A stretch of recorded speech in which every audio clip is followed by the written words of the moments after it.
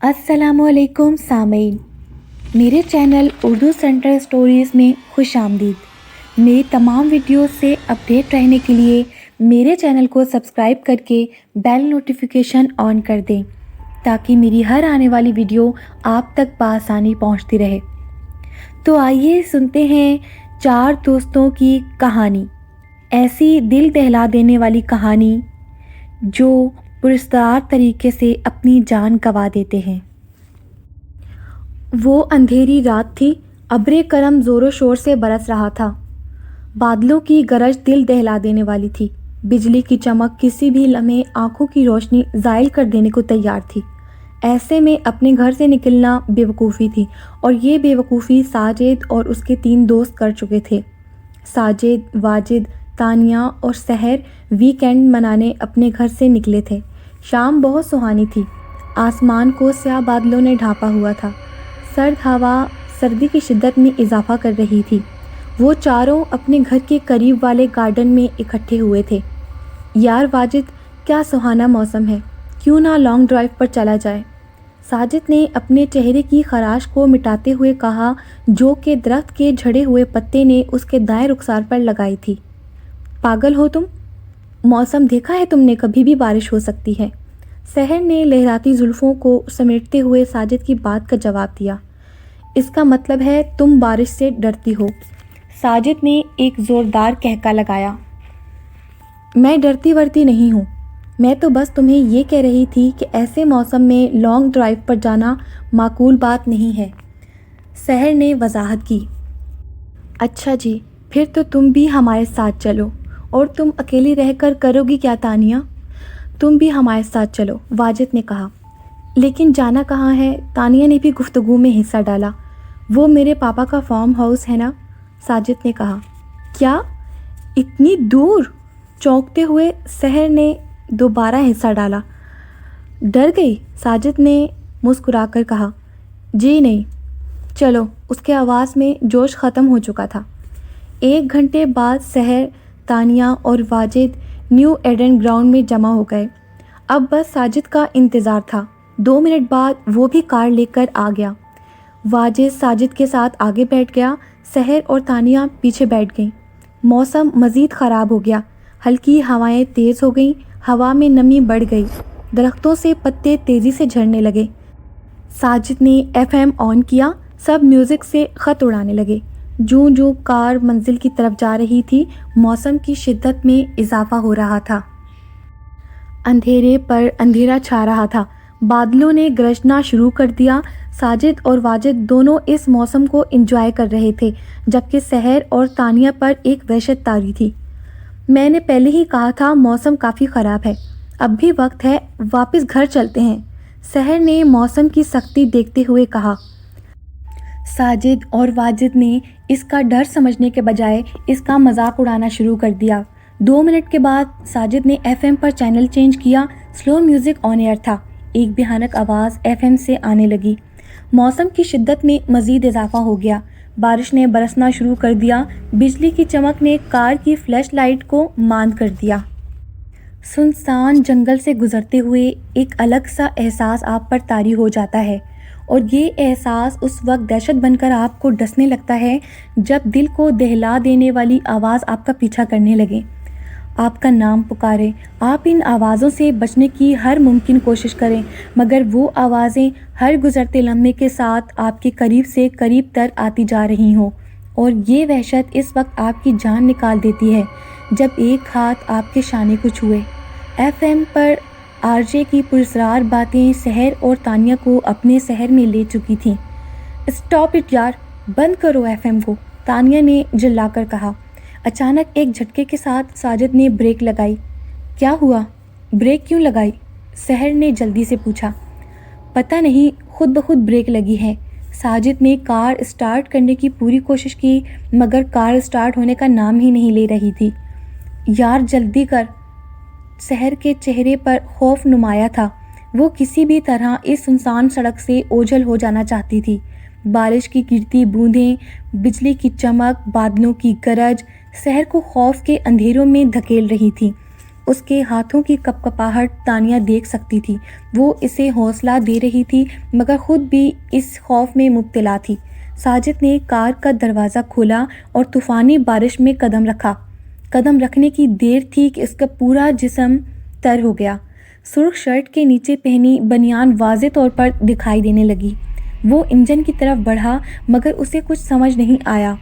جانوروں کی آوازیں مزید واضح ہو گئیں۔ 30 سیکنڈ میں وہ واپس ڈرائیونگ سیٹ پر آ بیٹھا۔ اس کا وجود پورا کا پورا بھیگ چکا تھا۔ اس کے ہونٹ نیلے ہو گئے۔ تندخو ہوائیں طوفانی بارش سے زیادہ خطرناک تھیں۔ کیا ہوا؟ واجد نے پوچھا۔ لگتا ہے انجن میں پانی چلا گیا، ٹشو پیپر سے اپنا چہرہ صاف کرتے ہوئے ساجد نے کہا۔ اب کیا ساری رات اسی جگہ پر گزارنی پڑے گی؟ سحر نے دھیمے لہجے میں کہا۔ جب تک بارش نہیں رکتی تب تک تو کچھ بھی نہیں کیا جا سکتا۔ اچانک بارش میں اگر آپ کی کار بیابان جنگل میں خراب ہو جائے اور اچانک ایک سایہ آپ کو ونڈو سے نظر آئے۔ آرجے کی باتیں جاری تھیں کہ اچانک کوئی باہر سے ونڈو کھٹکھٹانے لگا۔ کون؟ موسلا دھار بارش کی وجہ سے باہر کچھ نظر نہیں آ رہا تھا۔ واجد کی آواز میں بھی کپکپاہٹ آ گئی۔ یار دروازہ مت کھولنا، واجد نے سمجھایا مگر ساجد نہ مانا۔ اس نے دروازہ کھولا مگر کوئی نہ تھا۔ اچانک تندخو ہواؤں نے کار کا رخ لیا۔ بارش کی بوندیں کار میں داخل ہونے لگیں۔ ساجد کی پینٹ بھی بارش سے گیلی ہو گئی۔ یار جلدی اندر آ۔ سحر اور تانیہ کے ساتھ ساتھ اب واجد بھی موسم کے حصار میں آ گیا۔ اس کا وجود بھی خوف کے زیر اثر ہو گیا۔ ایک بار پھر ونڈو پر دستک ہوئی مگر اس بار ایک سایہ بھی نمودار ہوا۔ ساجد نے غصے میں دروازہ کھولا۔ کیا ہے؟ کیوں بار بار تنگ کر رہے ہو؟ ساجد نے باہر نکلتے ہی اس پر جملے کسنا شروع کر دیے مگر وہ بوڑھا شخص خاموشی سے کھڑا اس کی باتیں سنتا رہا۔ اس کا چہرہ لمبے بالوں سے ڈھکا ہوا تھا۔ اس کی کمر میں خم تھا۔ بیٹا، یہاں اکیلے رہنا ٹھیک نہیں ہے۔ یہ جنگل روحوں کا بھوکا ہے۔ جتنی جلدی ہو سکے چلے جاؤ یہاں سے ورنہ یہ تمہیں بھی کھا جائے گا۔ اس بوڑھے کی آواز موسلا دھار بارش میں بھی کار تک پہنچ رہی تھی۔ سحر اور تانیہ مزید گھبرا گئیں۔ واجد بھی اب باہر آ چکا تھا۔ ہماری کار خراب ہو گئی ہے اور یہاں کوئی مکینک ہے؟ واجد نے اس بوڑھے شخص سے پوچھا۔ اس جنگل میں کوئی مکینک نہیں ملے گا تمہیں۔ ہاں، اگر چاہو تو میرے ساتھ آ سکتے ہو۔ پاس ہی ایک حویلی ہے، میں اس کی دیکھ بھال کرتا ہوں۔ چاہو تو آج رات وہاں ٹھہر سکتے ہو۔ یہ کہہ کر بوڑھا شخص وہاں سے چل دیا۔ ایک بار پھر بجلی چمکی۔ بادلوں نے ڈر کو ہوا دی۔ تانیہ فوراً کار سے باہر آئی۔ یار اس طوفانی رات میں باہر رکنے سے بہتر ہے اس بوڑھے شخص کے ساتھ اس کی حویلی میں چلے جائیں۔ یہ جنگل میں رات گزارنے سے تو بہتر ہے نا؟ اس کے جسم پر کپکپی طاری تھی۔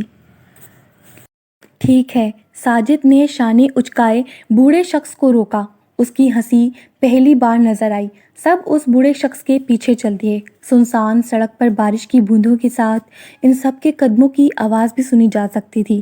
1 میٹر کے فاصلے پر ایک حویلی نظر آئی۔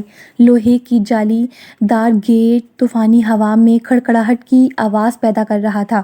ایک بار بجلی چمکی۔ سب نے پہلی بار اس حویلی کی ہولناکی کو دیکھا۔ پوری حویلی پر سیاہی چھائی ہوئی تھی۔ ایک عجیب سی آہٹ اس حویلی کے باہر سے ہی سنی جا سکتی تھی۔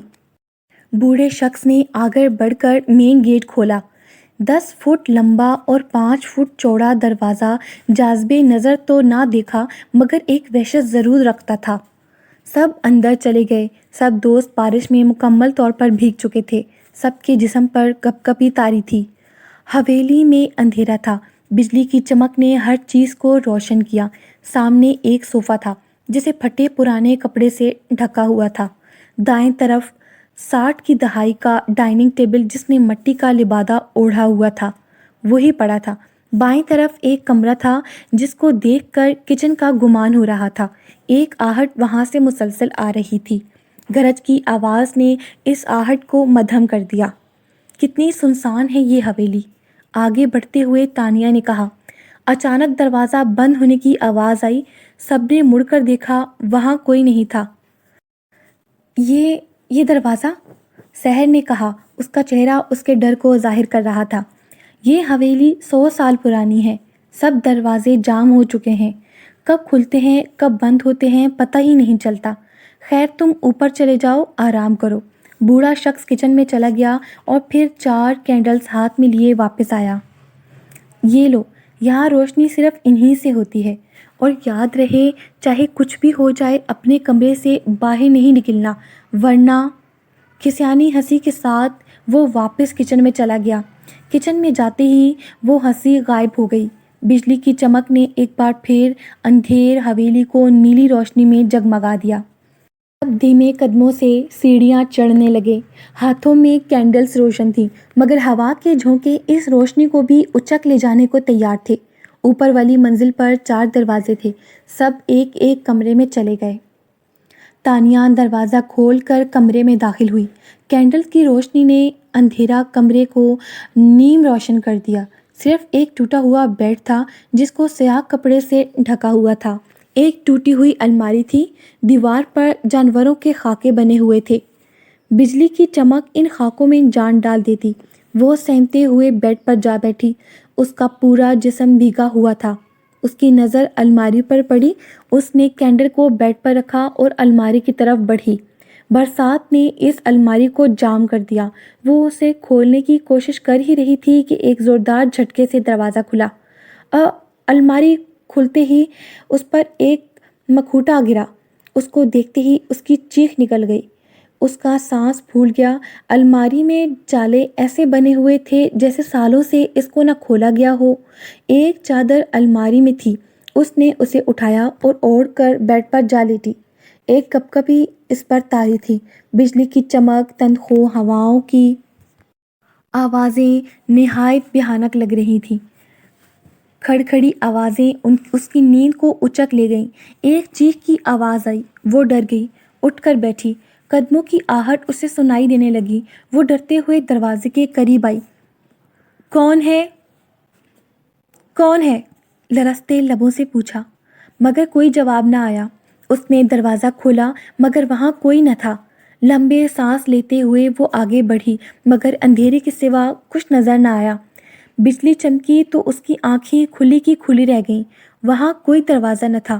وہ دروازے جن کے ذریعے سحر، واجد اور ساجد اپنے اپنے کمروں میں داخل ہوئے تھے، سب غائب تھے۔ ساجد، واجد، سحر، وہ چلانے لگی۔ گرج چمک میں اضافہ ہو گیا۔ وہ واپس مڑی تو ایک اور جھٹکا لگا۔ اس کے کمرے کا بھی دروازہ وہاں نہیں تھا، صرف دیوار تھی۔ وہ گھبرا گئی۔ ایک سایہ نمودار ہوا مگر پھر آنکھوں سے اوجھل ہو گیا۔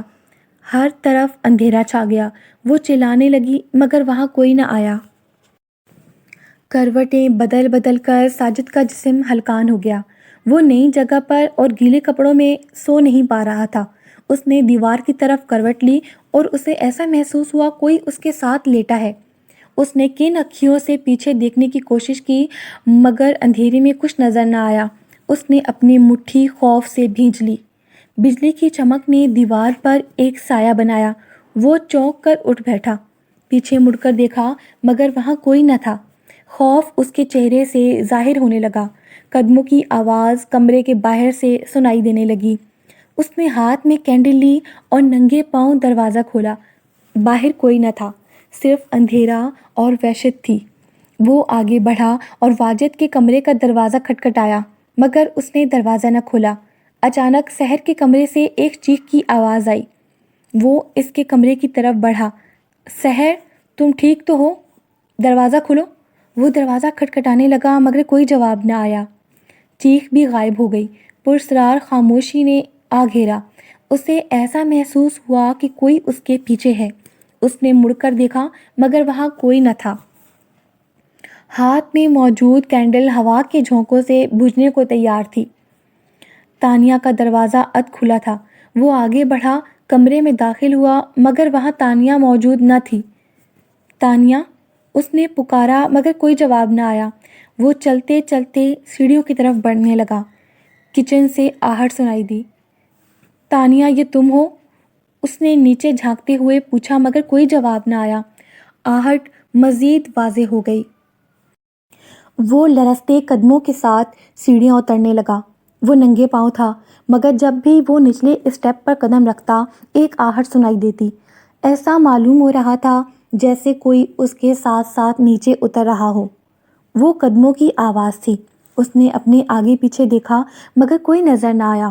ایک تنخو ہوا کا جھونکا آیا اور کینڈل بجھ گئی۔ اندھیرے نے آ گھیرا۔ حویلی کے مین دروازے پر دستک ہونے لگی، مگر جب وہ اس کے پاس گیا تو دستک کی آواز گل ہو گئی۔ اس کے ہاتھ کانپنے لگے۔ وہ پلٹا تو ایک سایہ کچن میں جاتا دکھائی دیا۔ وہ دھیمے قدموں کے ساتھ بڑھنے لگا۔ وہ برسات کے موسم میں بھی پسینے سے شرابور تھا۔ یہ پسینہ خوف کا تھا، وحشت کا تھا، دہشت کا تھا۔ وہ کچن کے دروازے کے قریب تھا۔ اس سے پہلے کہ وہ آگے بڑھتا، اس کے شانوں پر کسی نے ہاتھ رکھا۔ ایک چیخ کی آواز گونجی۔ اس کا سانس پھول گیا۔ آہستہ سے پلٹا، وہاں تانیہ تھی، جو خود بھی خوف کے پسینے میں ڈوبی ہوئی تھی۔ تم؟ وہ اس کی آواز بکھلانے لگی۔ سانس کو بحال کرنے کی کوشش کی۔ ساجد، اس حویلی میں کچھ نہ کچھ گڑبڑ ہے، ہمیں یہاں سے چلے جانا چاہیے، تانیہ نے گھبرا کر کہا۔ تم ٹھیک کہہ رہی ہو، ہمیں باقی دونوں کو بھی آگاہ کر دینا چاہیے۔ تیز قدموں کے ساتھ وہ اوپر آ گئے۔ اف، کتنی گرمی ہے! واجد نے اپنی شرٹ اتار کر زمین پر پھینک دی اور دوبارہ بیڈ پر لیٹ گیا۔ چند سیکنڈ بعد وہی شرٹ کسی نے زمین سے اس کے منہ پر اچھال دی۔ وہ چونک گیا، ادھر ادھر دیکھا۔ کھڑکی کھلی تھی۔ لگتا ہے ہوا کوئی زیادہ ہی تیز چل رہی ہے۔ وہ اٹھا اور کھڑکی کو بند کرنے لگا، مگر تنخو ہوائیں مزاحمت کر رہی تھیں۔ اس نے اپنا ہاتھ باہر کی طرف کھڑکی کو بند کرنے کی غرض سے بڑھایا تو ایک سرخ رنگ کی بوند اس کے دودھیا بازو پر نمودار ہوئی۔ اس نے بغور دیکھا، وہ خون کی بوند تھی۔ اس نے باہر جھانکا مگر وہاں کچھ نہ تھا۔ دوبارہ اپنے بازو کی طرف نگاہ دوڑائی، وہ خون اب غائب ہو چکا تھا۔ یار واجد، لگتا ہے سحر کا اثر تجھ پر بھی ہونے لگا ہے، اپنے آپ سے کہا۔ چہرے پر مسکراہٹ تھی، مگر یہ مسکراہٹ اس وقت غائب ہو گئی جب نے زیب تن کیے بنیان پر خون کے چھینٹے دیکھے۔ اس نے انہیں بھی معمولی جانا اور کھڑکی بند کرنے لگا اور پھر واپس جا کر لیٹ گیا۔ جیسے ہی وہ لیٹا، ایک تیز دھار خنجر کا سایہ اس کو دیوار پر نظر آیا۔ دوسری طرف تانیہ اور ساجد اپارٹمنٹس کی طرف بڑھ رہے تھے۔ سحر ان کی طرف دوڑتے ہوئے آئی، اس کا سانس پھولا ہوا تھا۔ کیا ہوا سحر، تمہاری یہ حالت؟ کیا ہوا؟ تانیہ نے اس کو حوصلہ دیتے ہوئے کہا۔ وہاں وہ اپنے کمرے کی طرف اشارہ کر رہی تھی۔ کیا ہوا تمہارے کمرے میں، بتاؤ، ساجد نے پوچھا۔ ادھر کوئی ہے، بار بار ایک آہٹ سنائی دے رہی ہے، اس نے ہکلاتے ہوئے کہا۔ تینوں مزید سہم گئے۔ اب بس، اب یہاں پر مزید رکنا خطرے سے خالی نہیں ہے۔ جلدی سے واجد کو اپنے ساتھ لیتے ہیں اور نکلنے کی تیاری کرتے ہیں۔ ساجد کی بات پر دونوں نے ہاں میں سر ہلایا۔ بجلی کی چمک میں اضافہ ہوتا جا رہا تھا۔ گرج کی آواز ایسے سنائی دے رہی تھی جیسے بادل ان کے سر پر ہو۔ وہ چل رہے تھے۔ اچانک ساجد کو اپنے پاؤں گیلے محسوس ہوئے۔ ہر طرف اندھیرا تھا۔ کینڈل بھی بار بار بجھ رہی تھی۔ واضح طرف پر کچھ بھی دکھائی نہیں دے رہا تھا۔ یہاں کچھ ہے، میرے پاؤں گیلے ہو رہے ہیں۔ سب کی نظر زمین پر تھی۔ بجلی دوبارہ چمکی، سب کی رونگٹے کھڑے ہو گئے۔ ساجد کے پاؤں خون میں سرخ ہو چکے تھے۔ خوف کے سبب اس کے ہاتھ سے کینڈل نیچے گر گئی۔ تانیہ اور سحر نے ایک دوسرے کو دبوچ لیا۔ ان دونوں کی سسکیاں حویلی میں گونجنے لگی۔ ان کی نظر خون کے قطروں کی طرف گئی۔ آنکھیں کھلی کی کھلی رہ گئیں۔ خون واجد کی لاش سے آ رہا تھا۔ اس کا سر کٹا ہوا تھا، آنکھیں کھلی تھیں۔ سحر کی چیخ نے بادلوں کو خاموش کروا دیا۔ ساجد کو بھی ایک جھٹکا لگا۔ اس سے پہلے کہ بجلی کی چمک اندھیرا کر دیتی، اس نے دونوں کا ہاتھ پکڑا۔ چلو یہاں سے۔ وہ بھاگتے ہوئے نیچے آئے، مگر ایک آہٹ ان کا پیچھا کر رہی تھی۔ مین دروازے کی طرف بڑھے تو ایک آواز نے سب کو پیچھے مڑ کر دیکھنے پر مجبور کر دیا۔ کہاں جا رہے ہو تم سب؟ یہ واجد کی آواز تھی۔ تینوں اسے وہاں دیکھ کر ڈر گئے۔ وہ بنیان اور پینٹ زیب تن کیے ہوئے تھا۔ اس کی بنیان پر ابھی بھی خون کے نشانات تھے۔ مگر تم تو، ساجد نے ہکلاتے ہوئے کہا۔ میں کیا؟ وہ ان کی طرف بڑھنے لگا۔ دور ہٹو، ہمارے قریب مت آنا، ہم اچھی طرح جانتے ہیں کہ تم واجد نہیں ہو، ساجد نے پیچھے ہٹتے ہوئے کہا، مگر وہ مسلسل قریب آ رہا تھا۔ یار تم کیسی باتیں کر رہے ہو؟ میں واجد ہی ہوں۔ وہ ان کی باتوں پر حیران تھا اور ان کی طرف قدم بڑھا رہا تھا۔ میں نے کہا وہیں رک جاؤ ورنہ۔ ساجد نے دیوار کے ساتھ لگے ایک گلدان کو اس پر پھینکا۔ پاگل ہو گئے ہو کیا؟ اس نے بازو سے خون رستے ہوئے دیکھا۔ تمہارے بازو سے خون؟ سحر آگے بڑھنے لگی۔ جب اتنی زور سے مارو گے تو خون تو بہے گا نا۔ اف، سب اس کی طرف بڑھنے لگے۔ اگر تم زندہ ہو تو وہ لاش کس کی تھی؟ تانیہ نے گھبراتے ہوئے کہا۔ کون سی لاش؟ کیسی لاش؟ واجد جھلا کر بولا۔ یار ہمیں جتنا جلد ہو سکے اس حویلی سے نکل جانا چاہیے، اس حویلی میں ضرور کچھ نہ کچھ ہے، ہمیں یہاں نہیں رہنا چاہیے، ساجد نے واضح طور پر کہہ دیا۔ مگر اس بارش میں کہاں جائیں گے ہم؟ واجد نے پوچھا۔ کہیں بھی یار، مگر اس حویلی میں اب نہیں رک سکتے، تانیہ نے کہا۔ سحر دروازہ کھولنے کے لیے آگے بڑھی مگر دروازہ کھلنے کا نام ہی نہیں لے رہا تھا۔ یار دروازہ نہیں کھل رہا۔ ساجد اور واجد نے بھی مدد کی مگر بے سود۔ اس حویلی سے نکلنا اتنا آسان نہیں ہے۔ ایک کھسیانی ہنسی ہوا میں گونجی۔ سب ادھر ادھر دیکھنے لگے مگر وہاں کوئی نہ تھا۔ بجلی کی چمک بھی اس آواز کے مجسم کو سامنے لانے میں ناکام تھی۔ کون ہے؟ سامنے کیوں نہیں آتا؟ ساجد نے للکارا۔ تمہاری موت۔ ایک سایہ نمودار ہوا، بجلی چمکنے لگی، بادل گرجنے لگے۔ وہ سایہ ہر گزرتے لمحے میں اپنی شکل تبدیل کر رہا تھا۔ پہلے وہ ساجد کی شکل میں ظاہر ہوا، پھر سحر کی شکل میں نظر آیا اور اگلے ہی لمحے وہ غائب ہو گیا۔ سب پر وحشت طاری ہو گئی۔ دروازہ کھولنے کی کوشش کی مگر بند رہا۔ سب نے آگے کے راستے کو تلاش کرنا شروع کر دیا مگر باہر کا راستہ ملتا ہی کیسے؟ چیخوں کی آواز تیز سے تیز ہو گئی۔ بجلی کی چمک نے سب کو جدا کر دیا۔ اگلے ہی لمحے سب ایک دوسرے کی آنکھ سے اوجھل ہو گئے۔ سب ایک دوسرے کی آواز سننے سے قاصر تھے۔ رات کا طوفان اب تھم چکا تھا، سیاہی کی جگہ روشنی لے لی تھی۔ ایمبولینس کی آوازیں حویلی کے اندر سنائی دے رہی تھیں۔ 4 لاشیں ان میں رکھی جا چکی تھیں۔ سب ان لاشوں کی حالت کو دیکھ کر حیران تھے۔ 3 کی موت ایک ہی طرح سے ہوئی تھی۔ تینوں نے اپنی نبض کاٹ ڈالی تھی۔ جسم پر کسی بھی قسم کے خراشوں کے نشانات نہ تھے سوائے ایک لاش کے۔ اس کا سر دھڑ سے جدا تھا۔ ایک تیز دھار خنجر سے اس کا سر کاٹا گیا تھا۔ خنجر بھی آلے کے پاس سے ہی ملا مگر اس پر 4 کی انگلیوں کے نشانات تھے۔ اسی خنجر سے سب کی نبض کاٹی گئی تھی یا پھر خود انہوں نے کاٹی تھی۔ اس کیس کو سلجھانے میں پولیس ناکام رہی۔